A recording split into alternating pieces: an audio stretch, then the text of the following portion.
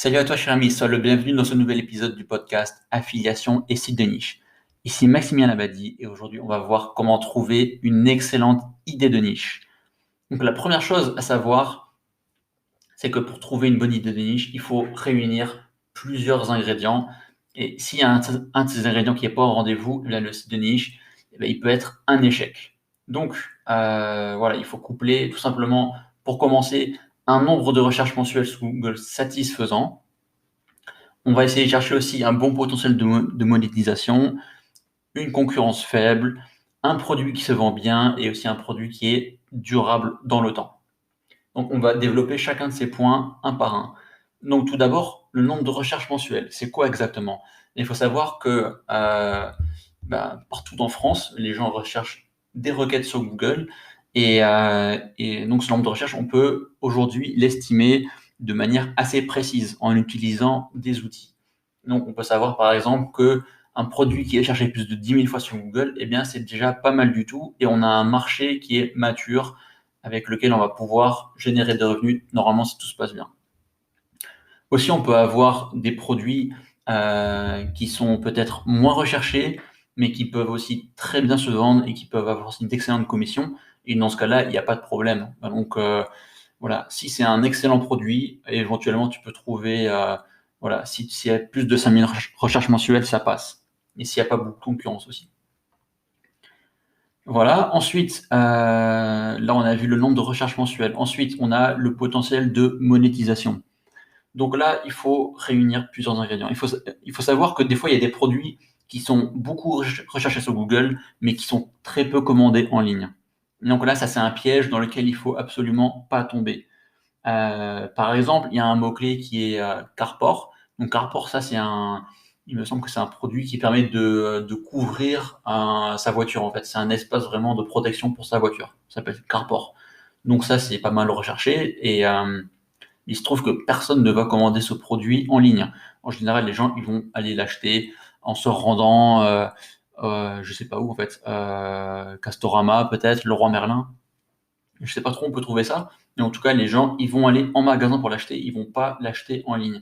Et il y a pas mal de produits pour lesquels c'est le cas en fait. Donc, toi, veille bien toujours à trouver un produit qui se vend bien en ligne. Et pour savoir ça, en fait, c'est très simple. Tu te rends sur Amazon.fr, tu recherches le produit et tu vois le nombre d'avis. Donc, si tu as un très grand nombre d'avis, beaucoup d'étoiles, si tu as par exemple 1000 avis déposés sur un produit, ben là, tu sais qu'on a un best-seller, on a un produit qui se vend très bien et donc tu peux le vendre sans problème. Si par exemple, ton produit, il a seulement que quelques avis sur Amazon, si les best-sellers de ce produit n'ont que quelques avis, eh bien là, c'est à éviter tout simplement. Ensuite, toujours dans le potentiel de monétisation, on va regarder quelles sont les commissions. Ça veut dire que si tu es sur une catégorie de produits où tu vas toucher par exemple 1%, 2%, 3%, bah, c'est vraiment pas grand-chose du tout, hein. À moins que ce soit un produit qui coûte très cher et qui se vende très bien, c'est à éviter tout simplement. Mais par contre, tu peux avoir des produits où tu as des grosses commissions. Là, ça va être vraiment très intéressant. Donc, à toi de voir en fait à combien s'élève le prix de vente, à combien s'élève toi ta commission. Et voilà, si c'est satisfaisant, si toi ça te va, si tu peux vendre beaucoup derrière, eh bien, le potentiel de monétisation est au rendez-vous et tu peux y aller. Un autre critère souvent qui peut être le plus souvent ignoré, ça va être la concurrence. Donc, il faut savoir que quand on crée des sites de niche, notre objectif est de se positionner sur Google et sur les moteurs de recherche. Et pour ça, il faut travailler son référencement naturel, donc le SEO. Et pour ça, il y a quand même pas mal de travail à fournir. Il faut avoir le meilleur site. Il faut aussi travailler sa popularité en créant un certain nombre de liens de qualité vers son site. Et tout ce travail, donc on-site, le travail réalisé sur le site, et le travail off-site, création de liens, création de popularité, tout ça, ça demande du temps et parfois de l'argent. Donc plus tu es sur une niche concurrentielle, plus tu as de travail à fournir, plus tu vas devoir investir d'argent, acheter des bons liens, etc., etc. Si tu es sur une niche qui est très peu concurrentielle, tu as très peu de travail à fournir, donc toi, ça va te coûter pas grand-chose, tu vas pouvoir te positionner plus rapidement et générer des revenus plus rapidement. Bien sûr, une mini niche, elle va rapporter moins potentiellement qu'une grosse, mais au moins tu vas te positionner facilement dessus. Peut-être que si tu te lances sur une grosse niche, eh bien peut-être que tu ne parviendras jamais à atteindre le top des positions sur Google et donc tu n'auras pas de trafic tout simplement. Donc vaut mieux viser la simplicité et donc voilà, ça c'est un conseil que je peux te donner vraiment, c'est lance-toi pour commencer sur des niches accessibles, où il y a très peu de concurrence, où tu vas pouvoir te positionner rapidement. Et s'il y a bien un outil pour pouvoir analyser le nombre de recherches, pour pouvoir analyser la concurrence, pour avoir un indice de compétitivité, eh bien, c'est Keyword Finder. Pour moi, c'est le meilleur outil à utiliser. Je te le recommande chaudement. Il y en a également deux autres qui font le job. Mon second favori, c'est SE Cockpit. C'est le premier que j'ai utilisé pendant plusieurs années. Ensuite, il y a eu l'apparition de Keyword Finder et je suis passé sur Keyword Finder qui est à mes yeux meilleur. Et enfin, le troisième, c'est Longtail Pro qui fait aussi bien le job. Donc voilà, si tu te lances dans les sites de niche et l'affiliation, je te recommande vraiment de prendre cet outil.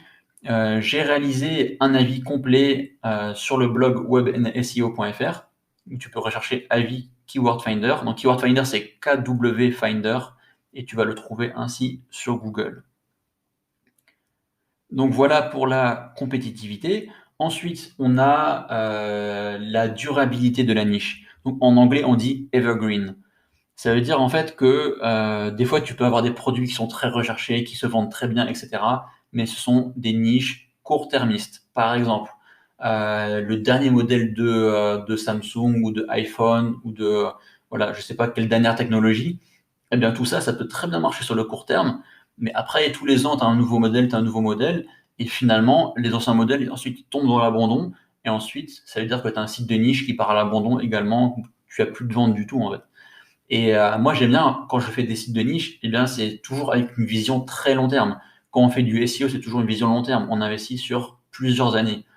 Et donc, voilà, toutes ces niches court-termistes, elles sont à éviter. Et il faut prendre des niches dites evergreen qui durent sur le long terme. Et pour repérer ces niches-là, eh bien, tu peux tout simplement analyser les tendances de recherche.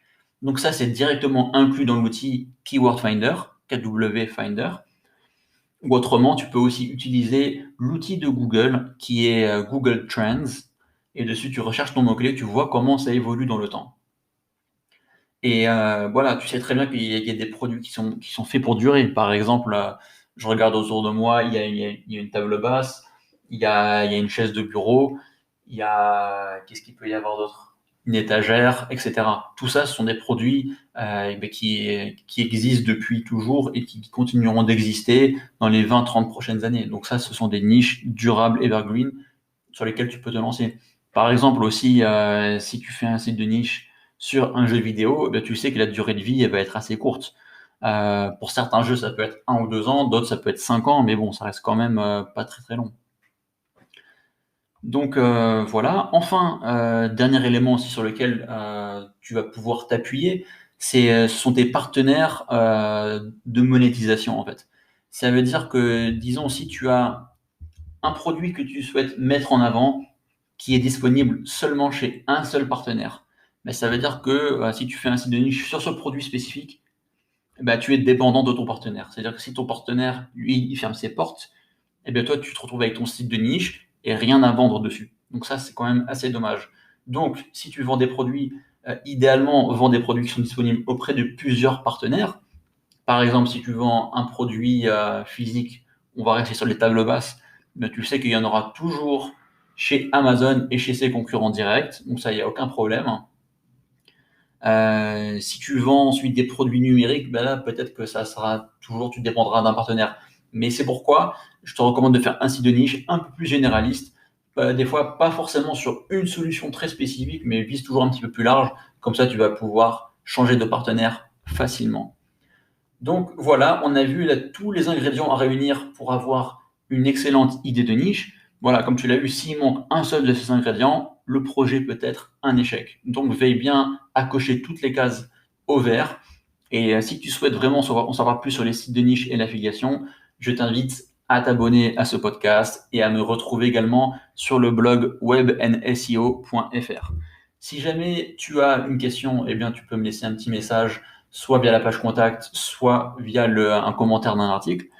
Et si le podcast t'a plu, eh bien, ne manque pas de le partager à tes amis. Quant à moi, je te dis à très bientôt pour le prochain épisode. Allez, ciao!